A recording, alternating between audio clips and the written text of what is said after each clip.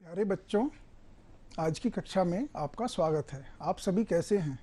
आशा है आप सभी ठीक होंगे। सभी के पास अपनी बुक, कॉपी और पेंसिल तो है ना? हाँ, उसको पहले ही निकाल के रखिए। तो हमारा परिवेश की कक्षा में आपका एक बार फिर से स्वागत है। आज हम हमारा परिवेश पाठ्य पुस्तक से पाठ 10 मेला का अध्ययन करेंगे। ठीक है, इस पाठ में हम जानेंगे कि मेला और मेले की आवश्यकता, और हम मेले का भ्रमण भी करेंगे। कुछ बच्चों के माध्यम से हम इस मेले का भ्रमण भी करेंगे। इसके अलावा हम मेले में साफ सफाई का महत्व जानेंगे कि मेले में साफ सफाई हमें क्यों करनी चाहिए। हम भारत के कुछ प्रसिद्ध मेलों के बारे में भी बात करेंगे।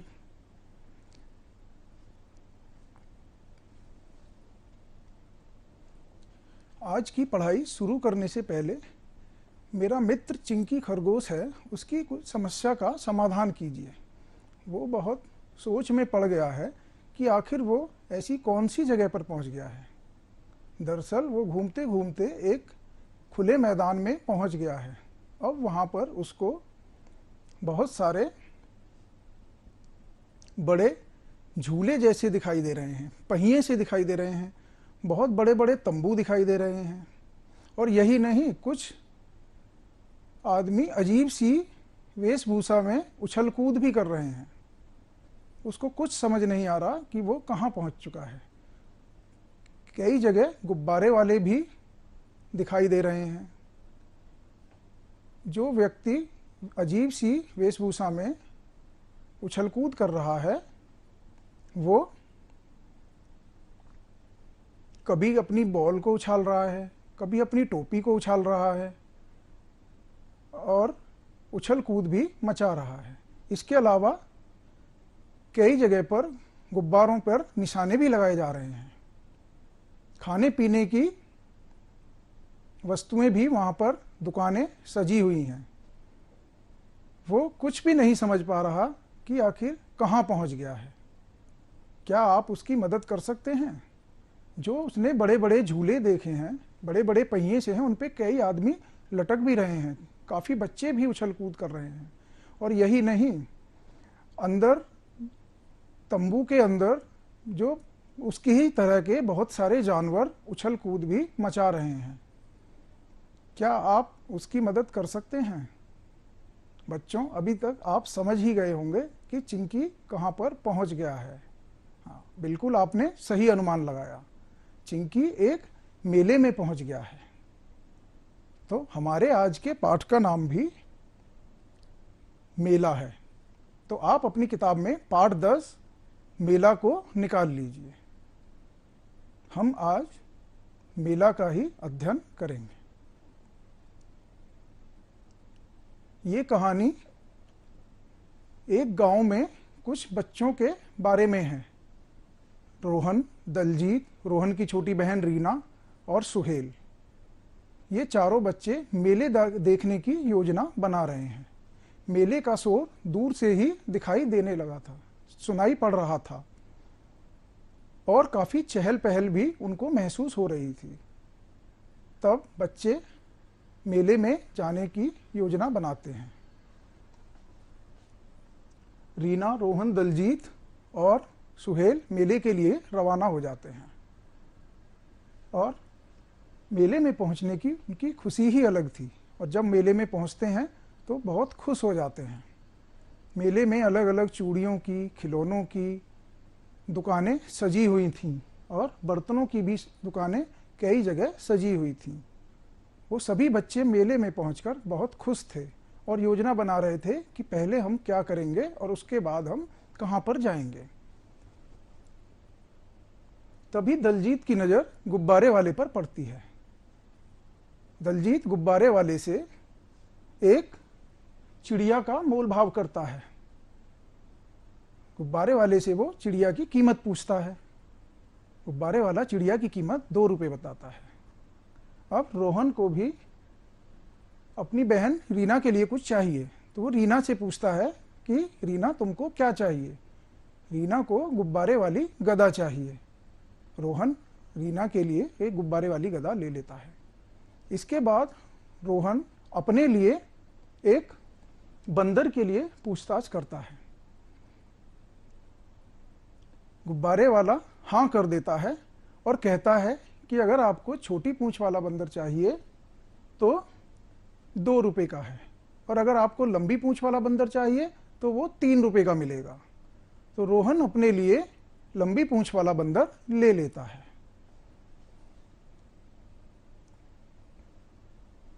वहां से वो आगे बढ़ते ही हैं कि देखते हैं कि एक दुकान पर बहुत भीड़ लगी हुई है।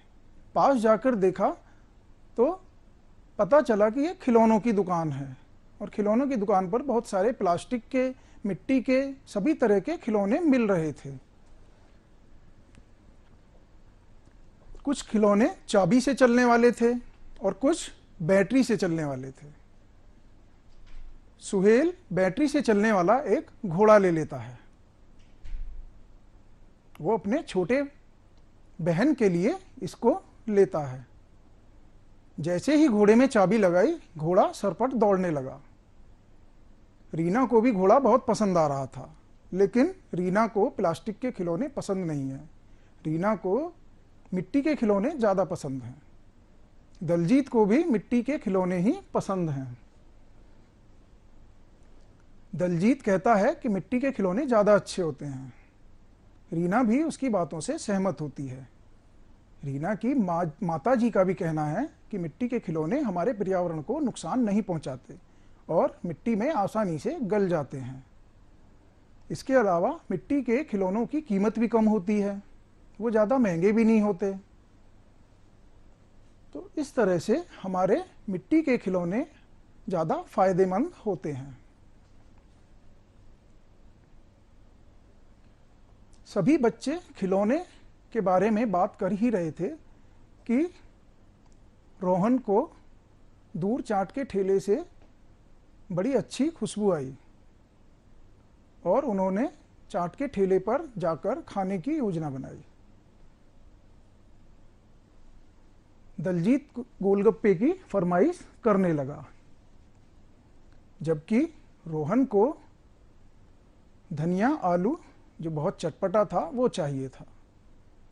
रीना को आलू की टिकिया खट्टी मीठी चटनी के साथ चाहिए थी। वो सभी ये बातें कर ही रहे थे कि तभी सुहेल ने उनको अपने पास बुलाया और चाट के ठेले की ओर इशारा किया। चाट के ठेले की सफाई व्यवस्था बहुत अच्छी नहीं थी, जगह जगह धूल जमी हुई थी। उसका जो खाने का सामान था वो भी खुला हुआ था। धूल और गंदगी का जमाव बहुत हुआ था।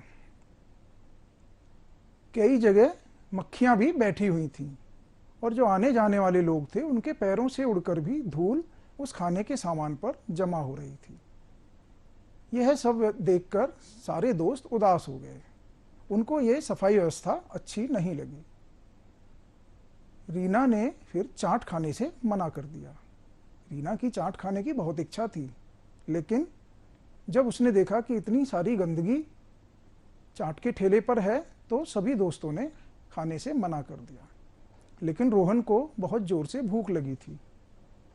रोहन की भूख की बेचैनी देखकर सुहेल ने मूंगफली वाले से मूंगफली खरीद ली और रोहन और रीना को दी। दलजीत ने दूर एक जलेबी की दुकान को दिखाया। वहाँ पर गरम गरम जलेबियाँ बन रही थीं। जलेबी वाले ने अपनी जलेबियों को जाली से ढक रखा था। इसके अलावा उसकी दुकान के आगे शीशा भी लगा हुआ था, जिससे कि मेले की धूल और गर्द उसके सामान पर, मिठाइयों पर नहीं जमा हो पा रही थी। सभी दोस्तों को जलेबी वाले की सफाई व्यवस्था बहुत अच्छी लगी। इस तरह सभी दोस्तों ने केले, जलेबियां और मूंगफली साथ बैठकर खाई। बाद में दलजीत ने जो सभी छिलके थे और जलेबी के दोने थे उन सभी को कूड़ेदान में डाल दिया। आप सभी भी कूड़े कचरे को कूड़ेदान में ही डालते हैं ना? हमको कभी भी कूड़े कचरे को इधर उधर नहीं फेंकना चाहिए। हमेशा कूड़े कचरे को केवल कूड़ेदान में ही डालना चाहिए।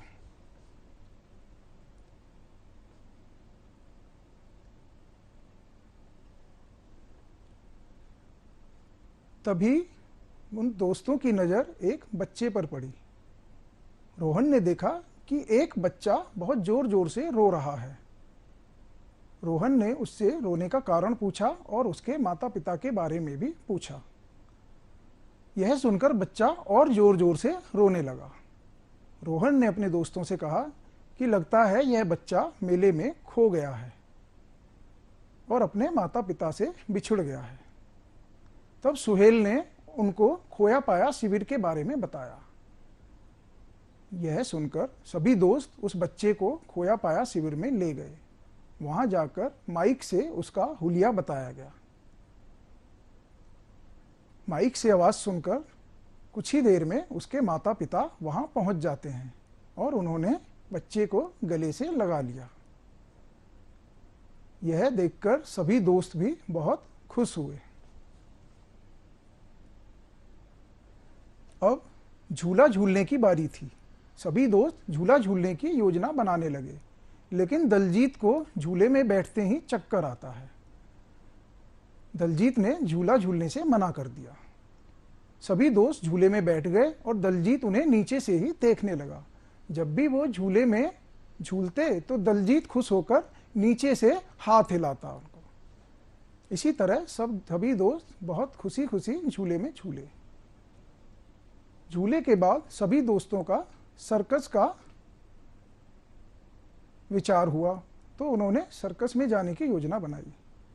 वहां देखा कि एक बहुत बड़े तंबू से बाहर जोकर पंडाल से बाहर ही टोपी उछाल रहा है, कभी गेंद उछाल रहा है और नए नए तरह के करतब दिखा रहा है।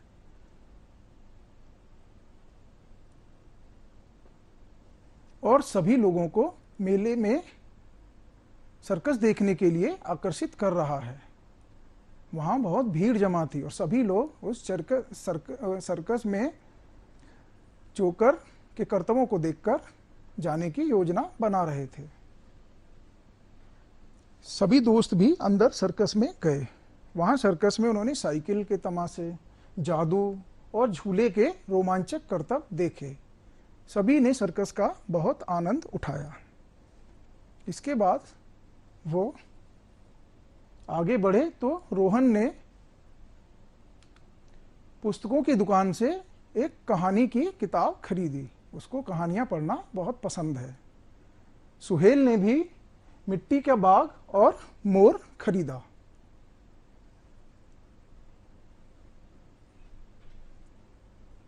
दलजीत को लगा कि अब बहुत देर हो गई है, तो उसने सभी से कहा कि काफी देर हो चुकी है, अब हमको चलना चाहिए। लेकिन रीना निशाना लगाने की जिद करने लगी। रीना को बंदूक से निशाना लगाना था।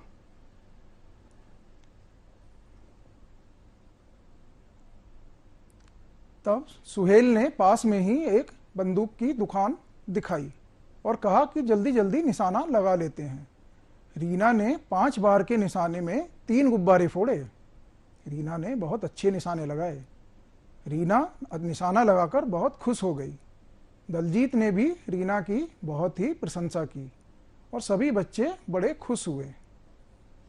फिर उसके बाद बच्चे घर की ओर लौटने लगे। दलजीत ने रीना की प्रशंसा करते हुए कहा कि रीना, तुम तो बहुत अच्छी निशानेबाज हो, तुमने बहुत अच्छा निशाना लगाया, मेरे से तो एक भी गुब्बारा नहीं फूटता। यह सुनकर सभी बच्चे हंसने लगे। रास्ते में आते हुए सभी लोग मेले के बारे में चर्चा कर रहे हैं। रीना को मेला बहुत पसंद आया, लेकिन रीना को चाट वाले की जो सफाई व्यवस्था थी वो अच्छी नहीं लगी, क्योंकि उसके ठेले पर बहुत गंदगी थी और इसी वजह से रीना अपनी मनपसंद चाट भी नहीं खा पाई। दलजीत को खोया पाया शिविर बहुत अच्छा लगा। उसको यह व्यवस्था अच्छी लगी और जिस तरीके से उन्होंने बच्चे की मदद करी थी, इस बात से भी सभी बच्चे बहुत खुश थे। इस तरह सभी बच्चे हंसते मुस्कुराते हुए अपने अपने घर की ओर लौट गए।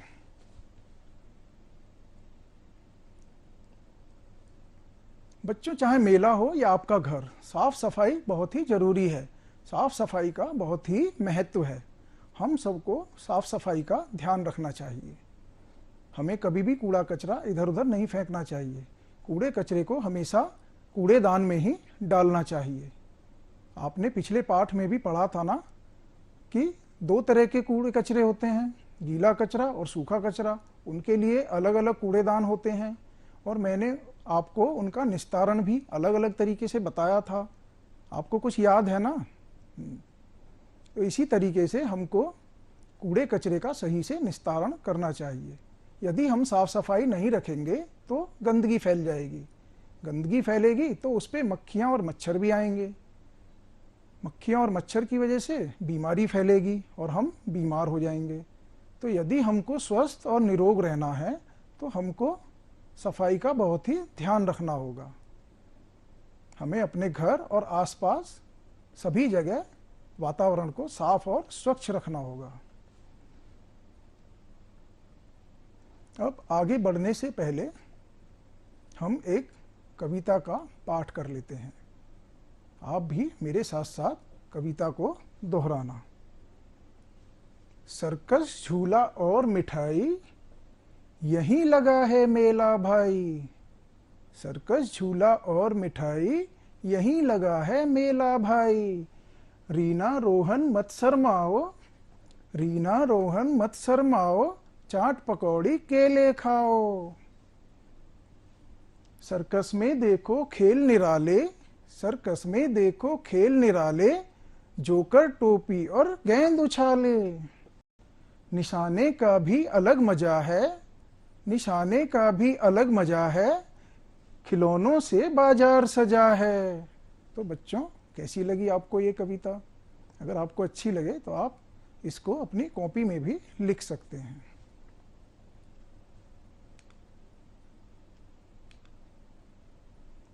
अब हम ये जान लेते हैं कि मेले क्यों लगते हैं। हमारे घर, आसपास, शहर में, कस्बे में सभी त्योहारों पर या किसी विशेष मौकों पर मेले लगते हैं। मेलों का अपना ही एक महत्व है। सभी मेलों का कुछ ऐतिहासिक महत्व भी होता है।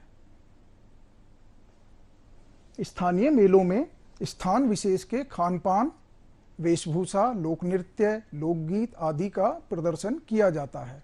यानी वहाँ के जो स्थानीय लोग होते हैं वो अपनी सभी स्थानीय शैली को मेले में दिखाते हैं। के अलावा मेलों में त्योहारों से संबंधित सामग्रियों की बिक्री होती है तथा झांकियां सजती हैं। आपने देखा होगा कि होली के जब त्योहार आता है तो बाजार हमारा रंगों से और तरह तरह की मिठाइयों से सज जाते हैं। इसी तरीके से जब दीपावली का त्यौहार आता है तो उस विशेष मौके पर बहुत सारी मिठाइयाँ सज जाती हैं और बहुत सारे पटाखे भी बाजार में दिखने लगते हैं। यानी कि विशेष त्योहारों पर विशेष सामग्रियाँ मिलती हैं। तो इसी तरह मेले में भी बहुत सारी हमारी त्योहारों से संबंधित सामग्रियों की बिक्री हो जाती है और तथा झांकियाँ भी लगती हैं। इसके अलावा मेले में जो स्थानीय शिल्पकार और कारीगर होते हैं वो भी अपनी कला का प्रदर्शन करते हैं, अपनी कला को और लोगों के सामने प्रदर्शित करते हैं और उन अपनी कला की जो सामग्री होती हैं उनको बेचकर कुछ पैसे वगैरह भी कमाते हैं। यानी कि उनकी जीविका का साधन भी ये मेले ही बनते हैं। बड़े हों चाहे छोटे, सभी को मेलों का बहुत इंतज़ार रहता है। बच्चे अपनी पसंद के खिलौने और बाकी चीज़ें खरीद लेते हैं, जबकि बड़े भी दैनिक उपयोग में आने वाली वस्तुओं को मेले से खरीदते हैं। सभी लोग साल भर मेले का इंतज़ार करते हैं और इस बहाने जो दूर दूर से आने वाले लोग होते हैं वो भी एक दूसरे से अच्छी तरीके से मिल लेते हैं। अब हम भारत में लगने वाले कुछ प्रसिद्ध मेलों के बारे में बात कर लेते हैं। भारत मेलों का ही एक देश है। तो मेले में अलग अलग जगहों पर अलग अलग तरह के मेले लगते हैं। जैसे कुंभ का मेला। कुंभ का मेला प्रयागराज, हरिद्वार, उज्जैन और नासिक नामक जगहों पर लगता है। इसमें प्रयागराज हमारे उत्तर प्रदेश में स्थित है, हरिद्वार उत्तराखंड में स्थित है, उज्जैन मध्य प्रदेश में स्थित है, जबकि नासिक हमारा महाराष्ट्र राज्य में स्थित है। फिर सोनपुर का मेला। सोनपुर का मेला बिहार में लगता है। इसी तरह पुष्कर का मेला। पुष्कर का मेला राजस्थान में लगता है। देवा शरीफ का मेला ये बाराबंकी में लगता है। बाराबंकी हमारे उत्तर प्रदेश में ही स्थित है। इसी तरह नौचंदी का मेला मेरठ में लगता है। मेरठ भी हमारे उत्तर प्रदेश में ही स्थित है। सोनपुर के मेले की बात करें तो ये बिहार में लगने वाला पशुओं का सबसे बड़ा मेला है। इसी तरह राजस्थान के अजमेर जिले में पुष्कर नामक स्थान पर भी पशुओं का बहुत बड़ा मेला लगता है। देवा शरीफ का मेला जो बाराबंकी में लगता है, इसका भी मुख्य आकर्षण पशुओं का बाजार ही है। कुंभ का मेला भारत के लोगों का एक विशेष पर्व है। कुंभ पर्व पर करोड़ों श्रद्धालु प्रयागराज, हरिद्वार, उज्जैन और नासिक आदि स्थानों पर स्नान करते हैं तथा पवित्र नदी में डुबकी लगाते हैं। इसमें भी संगम के तट पर प्रयाग में होने वाले कुंभ के पर्व का विशेष महत्व है। यहाँ पर करोड़ों श्रद्धालु संगम पर स्नान करते हैं। संगम वह स्थान है जहाँ पर गंगा, यमुना और सरस्वती तीनों नदियों का पानी मिलता है। ऐसी आस्था है कि संगम के पानी में स्नान करने से सभी लोगों के पाप धुल जाते हैं। तो सभी भारतीय लोग बहुत श्रद्धा के साथ यहाँ पर आते हैं और नदी में स्नान करते हैं। नौचंदी का मेला। नौचंदी का मेला मेरठ शहर में लगता है, जो कि उत्तर प्रदेश राज्य में ही स्थित है। इस मेले की खासियत है कि यह मेला केवल रात में ही चलता है। दिन में बिल्कुल मैदान खाली पड़ा रहता है। यह मेला भी लगभग 10 दिनों तक चलता है। धन्यवाद।